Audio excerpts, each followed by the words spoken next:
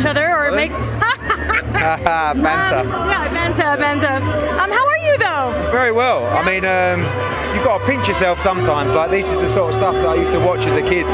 You know, Mayweather's big fights and stuff like that, just watching Las Vegas and you know, and now our team's delivering it, you know, and I'm promoting it. So I'm very lucky, very blessed. Two great fighters, two modern day legends, really. And I think we're going to get the best of the three fights this Saturday, honestly. It's a tremendous card. Both guys desperate to win. I see the look in their eye and I can't wait. It seems as though, and correct me if I'm wrong, that Canelo seems to be the more emotional one going into this fight. Is that safe to say? I just said to him up there, I said, you look ready. He said, a lot more than ready. and like, he looks in unbelievable shape. His neck is like bigger than the average thigh. You know, he's this means a lot to him. You know, I remember if his team was saying that when he bounced back, well, after the Mayweather defeat, he came back with real spite, you know, in that Angulo fight. And I think he's going to do it again. But Gennady Golovkin's a different beast to Angulo. This is a very dangerous fight. And I think up at 168 pounds, it's going to really suit Gennady Golovkin because I think he's going to be stronger. He's going to have greater durability.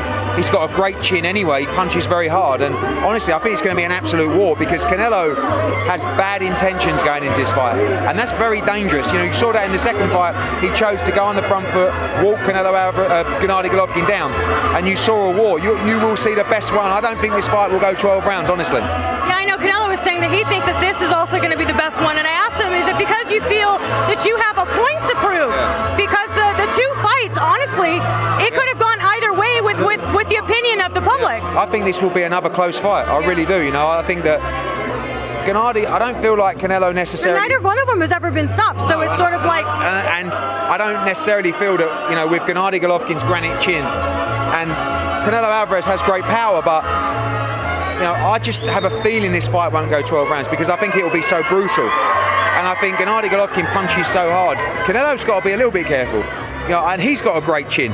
And that's why most people feel this fight will go to points because both guys have granite chins, but when they're fighting off emotion, and when they're taking chances and when they're trading, that's when the danger comes in, and you're going to see a lot of that at the weekend. Ed, I know because we have a lot of media waiting for you, so I want to really kind of get to the topics if you don't mind, but I want to know, what's the status on the Conor Benn, Chris Eubank Jr. fight? Because, you mean it's still on? Yeah, absolutely. I mean, you know, Chris Eubank Sr. came out and said, you know, I want to pull my son out of the fight. He's not in control of Chris Eubank Jr. in that respect. He knew the terms, he knew the weight. We spoke to sourland and he spoke to Chris Eubank Jr. Absolutely, this fight is going ahead. You know, Ronnie Davis came out, he said he's happy with where Eubank's at with his weight. The board have come out and said we've weighed him, we're happy with where he's at the weight, and you know, he's a professional, Chris Eubank Jr. I think he'll make this weight. We've got a massive fight, there's going to be a lot of ups and downs, but yeah, absolutely the fight is on. So I know that Chris Sr. mentioned it as though, you know, he has had a passing of his son this year, and but I'm a little confused about what was it? It was a 2.5 pound difference, 3.5 pound difference. It's 157.5, right? No, 157. It's like it's about 1.5 pounds lower than he's been previously recently. So look, make no mistake, the big disadvantage in this fight is with Conor Benn. You know, he's coming up from 147 to 57. He's a welterweight fighting a middleweight. Right. So there's danger for both guys in this fight.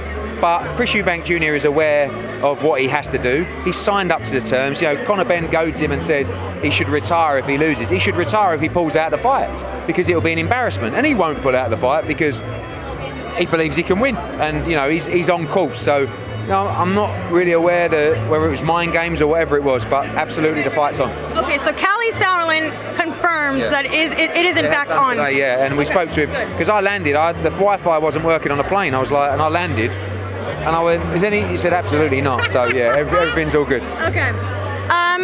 The news with Anthony Joshua and Tyson Fury. I'm a little surprised. I'm not gonna lie. Oh, I'm surprised. You know, I was surprised at the start. You know. But we had plans, obviously, when Usyk defeated AJ to come back in December, to come back with a top 15 guy, maybe do 2 of those, and then go into Dillian Whyte or Wilder. And, you know, out of nowhere, Tyson Fury and Queensberry offered us the fight. I wasn't over the moon with every set of terms, all the terms involved in that fight.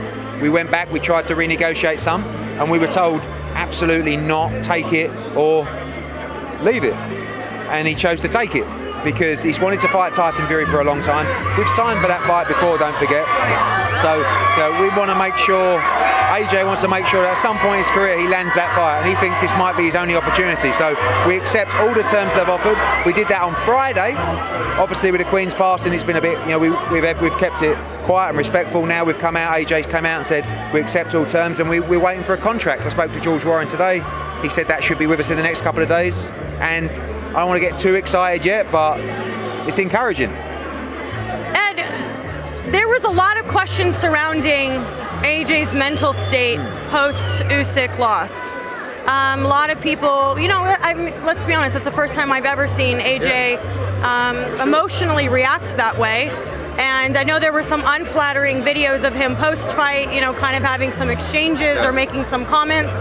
Mentally, better than anybody that this game is equally as mental as it is physical. Is Anthony Joshua mentally prepared to take on Tyson Fury? Yes, I believe he is. And we wouldn't take, look, he's his own boss and he's got his own training team and management team. I wouldn't let him take this fight if I didn't believe he could win this fight or if he was ready. What happened that night, a lot of what happened was a really good release for him. Do you know what I mean? Because it's like, you imagine you're in a tin of pressure and you take the lid off and it's just, really that happened in front of the world. So it feels good, and he was ready. I gave him a few weeks after that fight to say, look, are you sure you want to box in December? Yes, I feel good, I'm back in the gym, I want to get back in the ring. Okay, now that wasn't going to be Tyson Fury. So would we like to be coming off a win with more momentum? Yeah, but this is probably the reason that they want to give us the fight right now, because they feel that he's there for the beating. So we either take the fight now or risk never getting the fight with Tyson Fury. AJ, as I said, is his own boss, and he says, I want the fight. And the training team are happy, and they've still got to send a contract. There's a lot of discussions that have got to take place between the broadcasters, but if they're honest and true to their word, which at the moment I've got no reason to believe that George Warren and those guys aren't, I believe you'll see it on December the 3rd. Deontay Wilder, if I remember correctly, I think he said you reached out to him. Was that the case after the Usyk Joshua too? I reached out to them. No, I think it was before that to talk about. It's more to talk about a Dillian White fight in the Middle East. But again, I felt that AJ would have a couple of fights, then fight Dillian or Deontay. Yeah. But out of the blue, this got offered to him, and he chose to accept it. Right.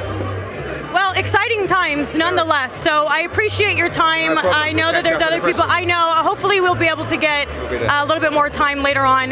But thank you for your time. You did all right. Did I? You got a few minutes. Yeah, I did. Hey. It's gold these days. Thank you. Appreciate it. Bye, Fight fans. Hey, Fight fans. It's Michelle Joy Phelps. Make sure you subscribe to my YouTube channel by clicking this icon right here and hit the bell button below so that you can receive an alert every time we upload a new video.